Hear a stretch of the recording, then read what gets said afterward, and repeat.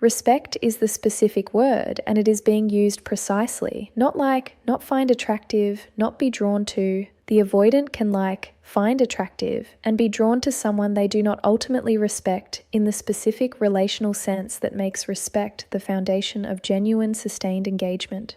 Respect, in the avoidance relational psychology, is the specific interior assessment of someone as a genuine, grounded, self-possessed equal.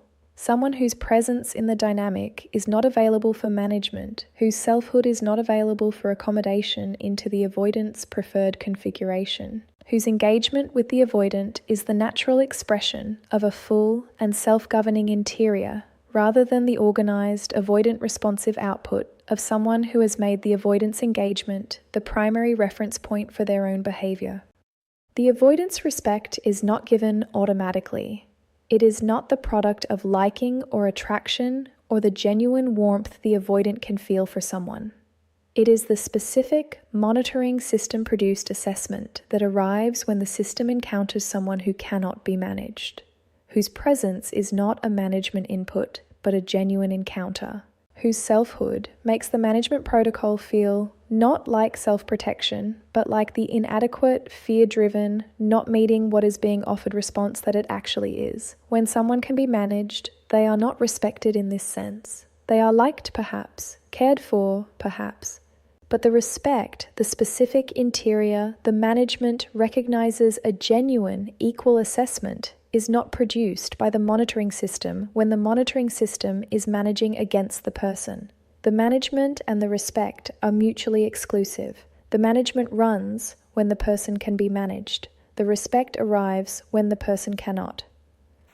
What the empath does that prevents the avoidance respect is not malicious, is not manipulative, is not the deliberate deployment of strategies designed to produce the avoidance engagement in ways that the empath knows, at some level, are not genuinely reciprocated. It is almost always the natural, sincere, genuine expression of the empath's most characteristic quality, the deep, perceptive, genuinely caring orientation toward other people's interior experience, applied in a context that converts this quality's expression into the specific input the avoidance management system most efficiently manages against. The empath does this. They make themselves available at the level of the avoidance need without requiring the avoidant to acknowledge the needing. This is the specific, respect-preventing behavior, and it is worth examining with precision because the imprecision of its description is part of why it is so consistently misunderstood and so consistently repeated. The empath's perceptiveness allows them to read the avoidance interior state with a specificity and an accuracy that the avoidant has not consented to being read with. The empath sees the fear beneath the composure, sees the need beneath the self-sufficiency, sees the longing beneath the indifference, and the empath, whose orientation is toward the meeting of the thing they perceive, organizes their response around what they have seen, makes themselves available at the level of the avoidant's actual interior need, rather than at the level of the avoidant's presented exterior state. This is experienced by the avoidant, in the first instance, as extraordinary, as the specific, unprecedented quality of someone who is seeing the actual interior and responding to it, meeting the fear, the need, the longing with the warmth and the care and the genuine, non-demanding attention that the actual interior has always needed. It produces, in the early stages, the specific, disarming quality of being met at the level of the real self rather than the managed self. But it also produces something else, something that the empath's genuine, non-strategic orientation does not intend, but that the avoidance management system registers regardless of the intention. The avoidant has not asked to be seen at this level, has not offered the interior for the empath's perception, has not acknowledged the needing that the empath is responding to. The empath is meeting a need that the avoidant has not acknowledged having.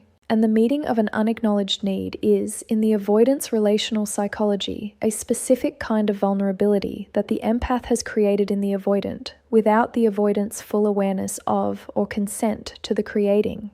The avoidant is now in debt, not financially, not even consciously, in the specific, relational, attachment system registered sense of someone who has received something from a person who has seen more of them than they intended to show. The empath knows things about the avoidant's interior that the avoidant did not offer. The empath is responding to the avoidant's actual self rather than the presented self, and the avoidant, however grateful some part of them is for the being seen, is also in the management system's relationship to the exposure. The exposure was not chosen. The meeting of the unacknowledged need produced the exposure.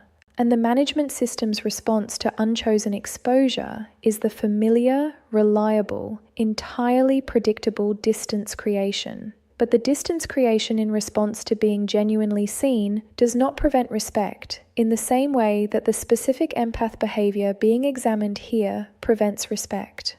What prevents respect is what happens next. What happens next is the empath continues making the avoidant available at the level of the unacknowledged need, continues seeing the interior and responding to it, continues meeting what the avoidant has not acknowledged having, continues in the specific, sincere, genuinely caring quality of someone who has genuine perception and genuine caring, being available to the avoidant at a depth and with a consistency that the avoidant has not asked for and has not reciprocated. The availability is not conditional on the acknowledgement. The empath does not require the avoidant to acknowledge the needing in order to continue meeting it, does not require the vulnerability to be mutual in order to continue being vulnerable, does not require the seeing to be reciprocal in order to continue seeing. The empath is simply available, fully, continuously, in the management system registered way of someone whose interior is organized around the avoidant's well-being, regardless of what the avoidant is organizing their interior around. This unconditional availability is where the respect is lost. Because the avoidance monitoring system, reading this availability, does not produce the assessment of a genuine equal. It produces the assessment of someone whose selfhood is being made available to the avoidant without the requirement of the avoidant's genuine engagement in return. Someone whose caring can be received without the full reciprocity that the caring's quality would, in a mutually respectful dynamic, require. Someone who is, in the specific, monitoring system legible sense, manageable. The empath's genuine perception, deployed in the service of unconditional availability, becomes the input the management manages against. The empath's caring, offered without the requirement of acknowledgement or reciprocity, becomes the resource the avoidant draws from without being required to account for the drawing. The empath's extraordinary quality of seeing and meeting becomes, in the context of its unconditional application to the avoidant, the thing that converts the empath from the genuine, equal the avoidant, would respect into the person the avoidant can manage. The second specific behavior that prevents the avoidant's respect is related to the first, but distinct. It is the absorbing of the avoidance behavior without naming it. The empath sees the pattern, sees the withdrawal, the inconsistency, the management's operation, sees it with the clarity that the empath's perceptiveness always brings to the things it turns its attention toward. And then, and this is the specific behavior, absorbs the pattern without naming it, makes the accommodation for the behavior rather than the honest, direct, specific naming of the behavior and its impact. The accommodation is not weakness. The empath's choice to accommodate rather than to name is almost always coming from the genuine, caring place of someone who understands the fear beneath the behavior and does not want to add to the fear's burden by making the behavior itself a confrontation. The empath is trying to make the space safer, trying to reduce the pressure, trying to be the kind of presence that allows the avoidant to gradually lower the walls rather than forcing the avoidant's defenses higher through direct challenge. This intention is genuine and it is not wrong, but its effect in the relational dynamic with the avoidant is not the effect intended. The avoidance management system, receiving the accommodation, produces a specific reading. The reading is not, this person is generously creating space for my growth. The reading is, this person is absorbing what I am producing. This person's interior is organized around making my behavior comfortable rather than around their own standards for what is acceptable. This person can be managed, and managed people are not respected. The naming, the specific, direct, non-emotional, entirely honest naming of the behavior and its impact is not the confrontation the empath fears it will be. It is the thing that the avoidance management system cannot process through the management protocol, because the management protocol manages against emotional inputs, against the hurt and the anger and the expressed need that the empath's accommodation was trying to prevent becoming the nature of the communication. The management knows how to handle these. The management does not know how to handle the calm, specific, I observe this, and this is its impact, and I am telling you because I am a person who names things. Accurately quality of someone who is reporting observable facts about their own experience without the emotional charge that would convert the reporting into an input the management was built to process. This quality, the calm, specific, accurate naming, is the quality the avoidant respects, because it is the quality that demonstrates the specific thing the monitoring system is always assessing for, genuine selfhood that is not organized around the avoidance response. The third behavior is the one that is most specifically the empath's pattern, and the one that is most directly the product of the empath's genuine caring. It is the prioritizing of the avoidance comfort over the empath's own honesty. In every moment where the honest expression of the empath's genuine interior state would produce discomfort for the avoidant, discomfort in the management system, discomfort in the form of intimacy pressure, discomfort in the form of requiring the avoidant to engage with something they would rather not engage with, the empath makes the adjustment, softens the expression, omits the honest reaction, provides the accommodation for the avoidance comfort that the empath's caring produces automatically in the presence of someone's discomfort. This is the empath's most fundamental quality in its most costly expression, the genuine, automatic, not chosen strategically orientation toward the relief of discomfort in others. In most contexts, with most people, this quality produces genuine connection and genuine caring and genuine positive impact. It is one of the empath's most valuable qualities. In the context of the avoidant dynamic, it produces the specific management input that the monitoring system was built for. The empath's comfort prioritizing is, in the management system's reading, the adjustment of the self around the avoidance responses. An adjustment of the self around the avoidance responses is what managed people do. Genuine equals do not adjust their honest expression to the avoidance comfort.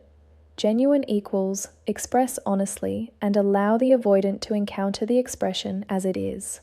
The empath who wants the avoidance respect, who wants the specific interior, the management, recognizes a genuine, equal assessment that the monitoring system produces only in the presence of someone who cannot be managed, needs to do one thing: stop organizing the expression of the genuine self around the avoidance comfort, not stop caring about the avoidant.